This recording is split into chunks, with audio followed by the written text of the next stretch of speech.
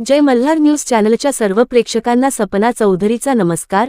नंदुरबार जिल्ह्यात 2 मार्च 2026 रोजी दुपारी 2 ते 2:30 वाजेपासून झालेल्या अवकाळी व गारपिटीसह वादळी वाऱ्याच्या पावसात ठिकठिकाणी शेतकऱ्यांच्या शेती पिकांचे अतोनात नुकसान तर नागरिकांच्या मालमत्तेचेही मोठ्या प्रमाणावर नुकसान झाल्याची घटना समोर आली आहे। नंदुरबार जिल्ह्यातील तालुक्यात काल वादळी वाऱ्यासह अवकाळी पाऊस आणि गारपिटीमुळे शेतकऱ्यांचे मोठे नुकसान झाले आहे। जोरदार झालेल्या वादळी वाऱ्यामुळे अनेक ठिकाणी पिके आडवी पडली आहेत। शेतकऱ्यांच्या शेतातील ऐन काढणीच्या टप्प्यातील पिके उद्ध्वस्त झाल्याने निसर्गाच्या कोपाने शेतकऱ्यांच्या हातातोंडाशी आलेला घास हिरावला गेला आहे। नंदुरबार तालुक्यातील पूर्व भागानंतर आता पश्चिम भागातही वादळी वाऱ्याच्या आणि गारपिटीचा मोठा फटका बसला आहे। मागील 4 दिवसांपूर्वीच्या अवकाळी पावसातून शेतकरी सावरत असतानाच पुन्हा झालेल्या वादळी वाऱ्याच्या पावसामुळे शेतकऱ्यांचे पार कंबरडे मोडले आहे। नंदुरबार तालुक्यातील टोकरतलाव शिवारातील शेतकरी राठोड यांच्या शेतातील 2 एकरांवर लागवड करण्यात आलेले मका पीक पूर्णपणे आडवे पडले आहे, तर तालुक्यातील मांजरे गावात एका शेतकऱ्याच्या शेतात 20 होऊन एका बैलाचा मृत्यू झाल्याचे समोर आले आहे।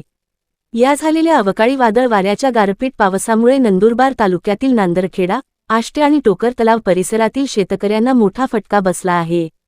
सपना चौधरी, जय मल्हार न्यूज, नंदुरबार।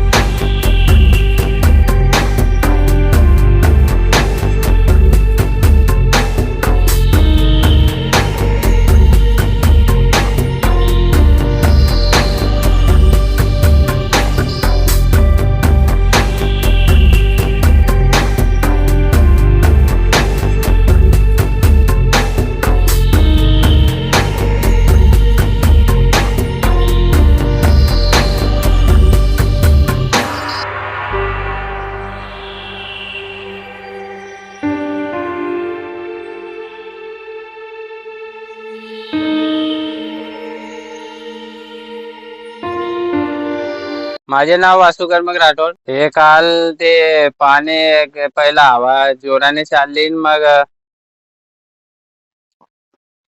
वारा सुटला पहिला, नंतर पाणी एकदा जोरात म्हणजे गार वगैरे आणि पाणी भरपूर होता आणि सर्व कांद्यामध्ये पाणी साचलेले आहे अजूनपर्यंत। याच्यामुळे सर्व कांदा जैल आता आणि जो कांदा क्वालिटीचे निघणार होता तो नाही निघणार। आतापर्यंत तर सर्व नुकसानच झालेलं आहे, ते तर कायच्या हातामध्ये नाही येणार। सरकारकडे एवढीच मागणी आहे बुवा, ते आता थोडंफार येईल ते चांगला भाव भेटायला पाहिजे बस. ते तर आता काय आता नाही निघणार त्याचा. मकी पण सर्व झोपलेली आहे आणि ते कणिक दानामध्ये होता आणि ते आता म्हणजे सर्व पडलेलं आहे तर दाना कमजोर भरेल आता. आता हे माझे पहिले तर थोडस पडलं होतं तर कृषी अधिकारी नंदुरबारचे आपलं टोकर तलाव शिवारचे आलं होतं.